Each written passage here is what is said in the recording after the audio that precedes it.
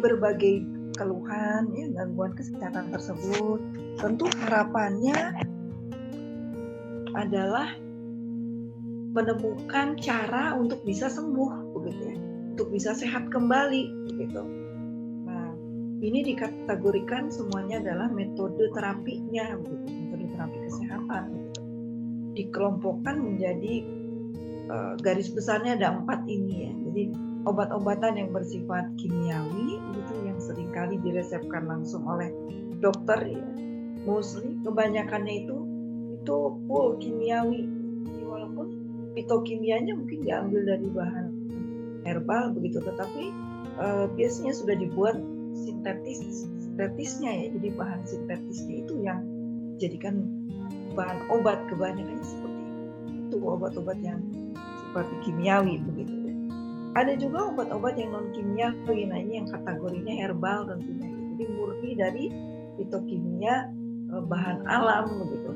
Ada yang bentuknya masih raw materials ya, jadi masih bentuk bahan baku yang belum diolah melalui proses-proses pengolahan kimiawi maupun fisika ya.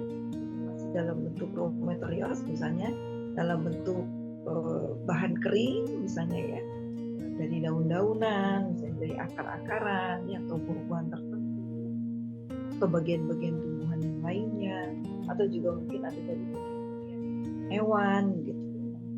Prosesnya hanya melalui tahapan yang sederhana, misalnya dengan dikeringkan saja. Nah itu ada yang seperti itu yang dari untuk kategori yang non kimiawi. Ada juga yang sudah terstandar. Nah ini sudah diproduksi dengan teknologi. Nah perbedaannya apa? Yang dua ini saya bahas dulu antara kimiawi dengan non kimiawi. Kalau yang kimiawi memang sifat reaksinya itu lebih cepat dibandingkan dengan yang non kimiawi, karena bersifat kimia sehingga dia mampu bereaksi lebih cepat dalam tubuh itu, bisa jadi langsung pada targetnya, sehingga dampaknya dapat dirasakan dalam waktu yang lebih singkat seketika ya. Berbeda dengan bahan atau terapi kesehatan yang berbahan dasar non kimiawi herbal, baik itu yang racikan sederhana maupun yang sudah melalui teknologi, itu memerlukan proses ketika dikonsumsi tubuh, itu memerlukan proses lebih lama dibandingkan dengan bahan obat-obat kimiawi untuk dapat mencapai targetnya begitu. Jadi butuh kesabaran, tidak instan proses penyembuhannya jika menggunakan terapi herbal begitu. Tidak seluruhnya instan, ada juga yang langsung dapat dirasakan. Ini juga bergantung pada sensitivitas dari masing-masing individu, itu juga berpengaruh. Nah, itu tadi obat-obatan kimiawi memang cepat dirasakan mungkin dampaknya gitu pada targetnya, baik itu pada sel, jaringan atau organ, tetapi dia juga mudah hilang atau mudah berkurang efektivitasnya dalam waktu yang lebih cepat dibandingkan dengan yang herbal. Itu bedanya.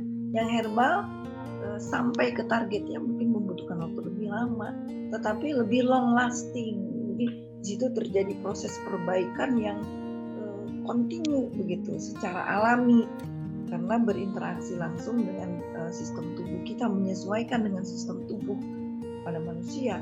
Sedangkan yang kimiawi biasanya untuk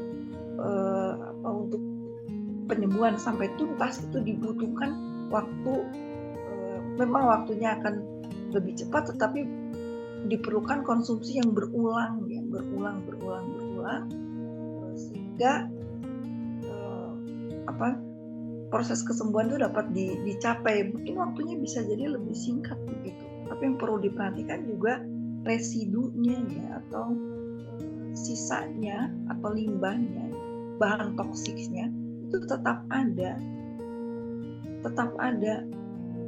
kecuali yang memang bersifat ionik, dan itu jarang ya, obat-obat yang sifatnya ionik, karena dari sisi harga juga pasti akan sangat mahal, proses membuatnya juga akan lebih mudah.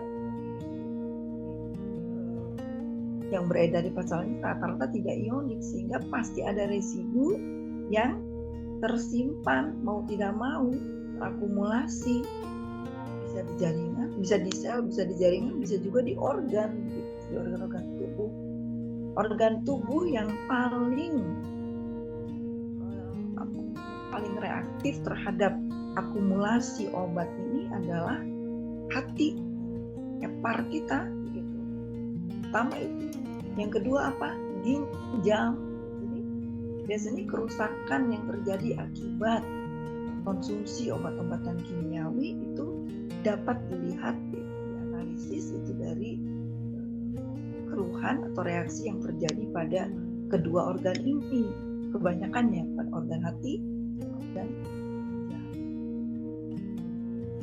ginjal itu mempunyai fungsi absorpsi, reabsorpsi, ekskresi juga gitu. Tapi hati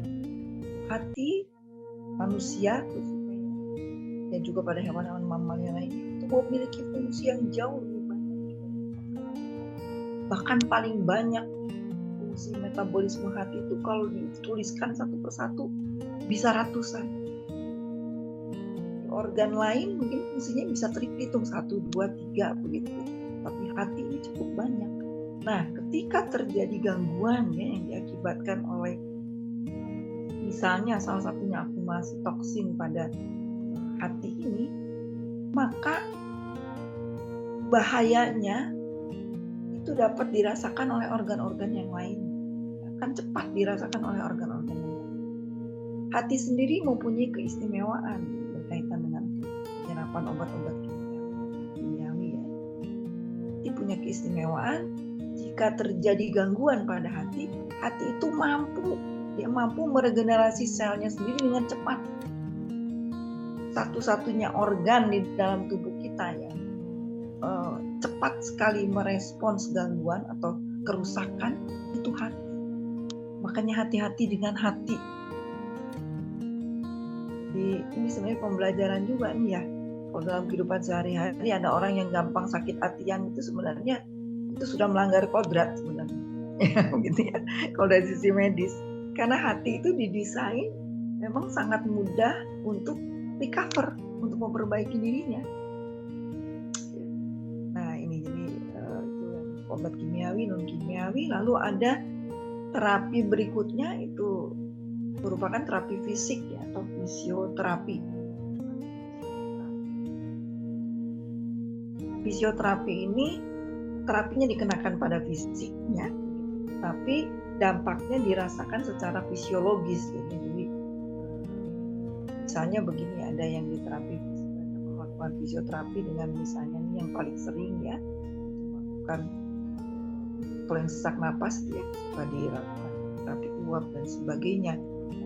Kategori fisioterapi ya, juga bagi para penderita saraf kejepit misalnya, itu saya sering rekomendasikan penting juga dilakukan fisioterapi untuk mempercepat begitu ya, meskipun dengan herbal juga insya Allah biiznillah secara perlahan akan terperbaiki, tapi untuk mempercepat biasanya saya rekomendasikan juga terapi.